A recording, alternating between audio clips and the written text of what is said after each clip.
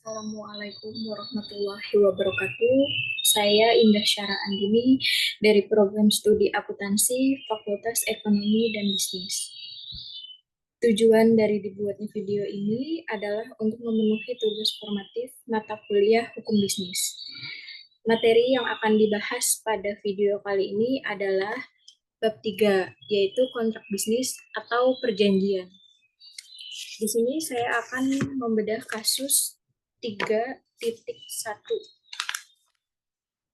yaitu MSAA prestasi atau prostitusi.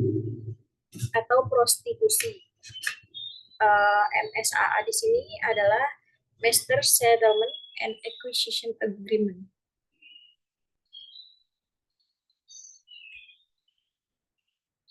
Master Settlement and Acquisition Agreement adalah sebuah perjanjian yang dirancang untuk menyelesaikan utang-utang bantuan likuidasi yang diberikan kepada bank-bank yang mengalami kesulitan selama krisis moneter Indonesia pada tahun 1997 sampai dengan 1998. MSAA melibatkan banyak konglomerat besar yang menerima bantuan dari Bank Indonesia dan diharapkan untuk membayar kembali utang mereka dengan menyerahkan aset sebagai jaminan. Berikutnya analisis MSAA, prestasi atau prostitusi. MSAA dibuat sebagai upaya untuk menyelesaikan utang BLBI yang melibatkan sejumlah besar konglomerat dan bank. BLBI di sini adalah Bantuan Likuidasi Bank Indonesia. Tujuan dari perjanjian ini adalah untuk memberikan jalan keluar yang lebih cepat bagi pemulihan sektor perbankan dan mengurangi beban utang yang harus ditanggung pemerintah. Namun, seperti yang diungkapkan oleh Kwik Kianji, ada kekhawatiran besar mengenai keadilan dan keberhasilan perjanjian ini. Beberapa aspek dari MSAA menunjukkan potensi masalah. Berikut beberapa potensi masalah yang muncul, yaitu penilaian aset yang tidak akurat. Di sini yang dimaksud penilaian aset yang tidak akurat adalah aset yang dijaminkan seringkali dinilai jauh lebih tinggi daripada nilai realnya. Sebagai contoh, pertambakan udang milik Syamsul Nur Alim dinilai jauh lebih tinggi dari nilai sebenarnya, mengakibatkan perhitungan yang tidak realistis. Nah, potensi masalah berikutnya yaitu menyatakan bahwa jika nilai aset melebihi nilai utang, kelebihannya harus dikembalikan ke pemilik. Sementara jika kurang, kekurangannya menjadi tanggung jawab pemerintah. Ini jelas memberi keuntungan besar kepada konglomerat dan berpotensi merugikan negara. Nah, di sini ada dampak finansial dan dampak sosial. Saya akan membahas untuk dampak finansialnya, yaitu MSAA mengakibatkan potensi kerugian besar bagi negara. Misalnya, jika aset yang dijaminkan hanya bernilai 30% dari utang, negara harus menanggung selisihnya yang berdampak pada anggaran negara dan berpotensi mengurangi alokasi untuk sektor-sektor penting seperti pendidikan dan kesehatan.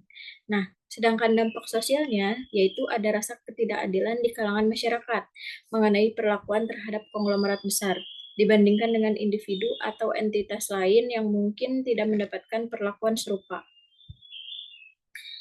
Nah, MSAA versus MRA di sini yaitu MRA adalah alternatif dari MSAA dan memiliki pendekatan yang berbeda. MRA dianggap lebih konservatif karena didasari asumsi bahwa aset yang diserahkan bernilai kurang dari utang, sehingga memerlukan jaminan pribadi jika terjadi selisih. Nah, beberapa pihak merasa bahwa perlakuan antara MSAA dan MRA tidak konsisten dan tidak adil, khususnya bagi mereka yang merasa dituntut untuk menyelesaikan kewajiban secara tunai. Selanjutnya, kritik dan kontroversinya, yaitu beberapa kalangan menilai MSAA sebagai bentuk prostitusi intelektual, di mana kepentingan para konglomerat diutamakan, sementara negara dan rakyatnya harus menanggung kerugian besar.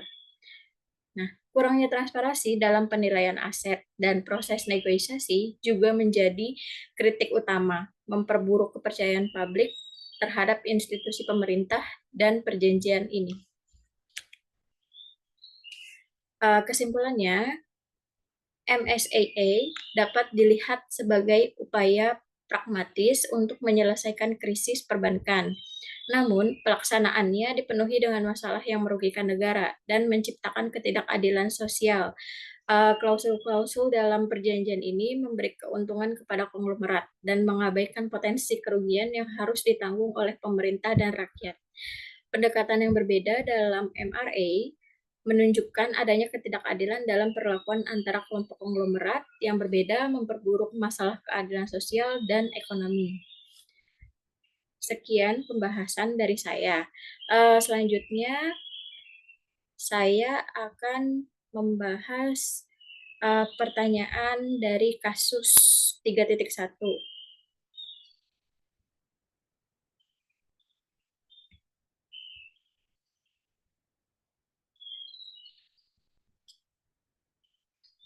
Sebentar ya.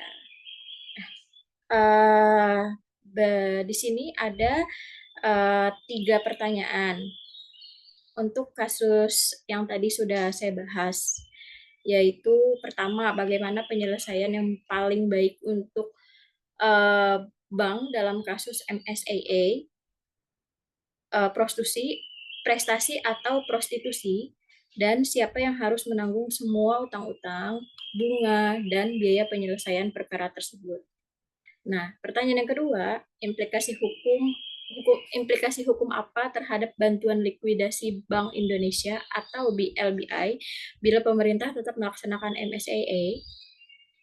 Pertanyaan yang ketiga, menurut Anda efektifkah keberadaan BPPN dalam menyelesaikan kasus bank-bank bermasalah itu? Jadi saya akan ingin menjawab satu persatu.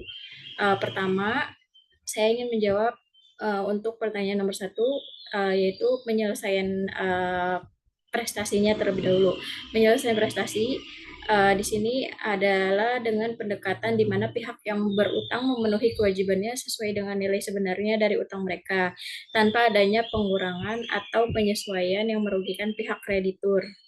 Nah, menjamin bahwa utang dibayar sesuai dengan nilai yang sebenarnya dan tidak mengorbankan kepentingan negara atau pihak lain.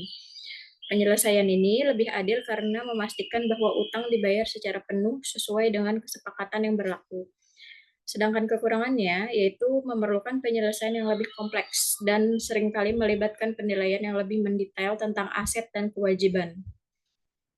Untuk penyelesaian prostitusi, dalam konteks ini, penyelesaian prostitusi mengacu pada skema yang mungkin tidak memadai atau melibatkan kesepakatan yang merugikan negara secara signifikan.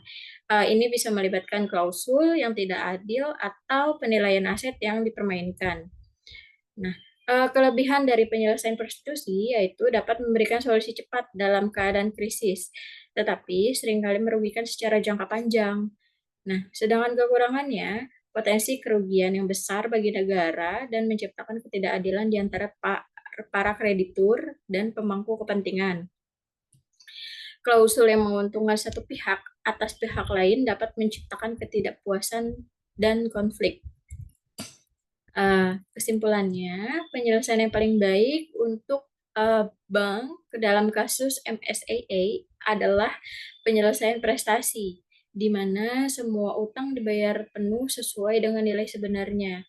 Ini memastikan bahwa kewajiban dipenuhi secara adil dan transparan. Namun, jika penilaian aset dan kewajiban dilakukan dengan tidak benar, hasilnya bisa menjadi lebih mirip dengan prostitusi, yaitu penyelesaian yang tidak adil. Jawaban untuk nomor 2, untuk penanggung utangnya, di sini secara ideal utang dan biaya penyelesaian harus ditanggung oleh pihak yang berutang atau dalam hal ini konglomerat dan bank yang menerima BLBI, bukan oleh rakyat melalui anggaran negara. Namun, dalam praktiknya, jika kesepakatan yang ada tidak memadai, maka negara dan rakyat berpotensi menanggung kerugian. Kemudian, jawaban untuk nomor 2, implikasi hukum apa tadi? Implikasi hukum terhadap BLBI jika pemerintah tetap melaksanakan MSAA. Yang pertama, implikasinya jika pemerintah tetap melaksanakan MSAA dan skema ini mengakibatkan kerugian besar bagi negara, seperti yang diungkapkan Kwik Kian Ji, maka negara berpotensi menanggung beban finansial yang berat. Ini bisa mengarahnya pada penurunan anggaran untuk sektor penting seperti pendidikan dan kesehatan. Nah, implikasi yang kedua, MSAA yang tidak adil dapat menurunkan integritas sistem hukum dan kepercayaan publik terhadap lembaga keuangan dan pemerintah. Ini juga bisa menimbulkan presiden buruk dan penanganan kasus serupa di masa depan. Implikasi yang ketiga, jika skema ini menguntungkan pihak tertentu secara tidak adil, bisa menimbulkan masalah keadilan dan akuntabilitas, serta mendorong konflik hukum lebih lanjut antara pihak-pihak yang dirugikan dan pemerintah. Untuk jawaban nomor 3, tadi pertanyaannya adalah, menurut Anda efektifkah keberadaan BPPN dalam menyelesaikan kasus bank-bank bermasalah itu? Efektivitas keberadaan BPPN dalam menyelesaikan kasus bank-bank bermasalah. Yang pertama, kelebihannya itu BPPN memiliki keahlian khusus dalam menangani masalah perbankan dan krisis keuangan. Ini memungkinkan mereka untuk menangani masalah dengan pengetahuan dan pengalaman yang mendalam. Kemudian, dengan memiliki mandat khusus untuk menyelesaikan masalah perbankan, BPPN dapat fokus pada penyelesaian dan pemulihan sektor keuangan. Sedangkan kekurangannya, di sini ada kritik terhadap BPPN seringkali terkait dengan kurangnya transparansi dan akuntabilitas dalam pengambilan keputusan. Kasus MSAA menunjukkan potensi adanya keputusan yang tidak adil atau cacat, seperti yang dicontohkan oleh perbedaan perlakuan dalam MSAA dan MRA, ada potensi ketidakadilan dalam perlakuan terhadap berbagai pihak yang bisa menciptakan kepuasan dan konflik. Ya, sekian presentasi dari saya, kurang lebihnya mohon maaf. Wassalamualaikum warahmatullahi wabarakatuh.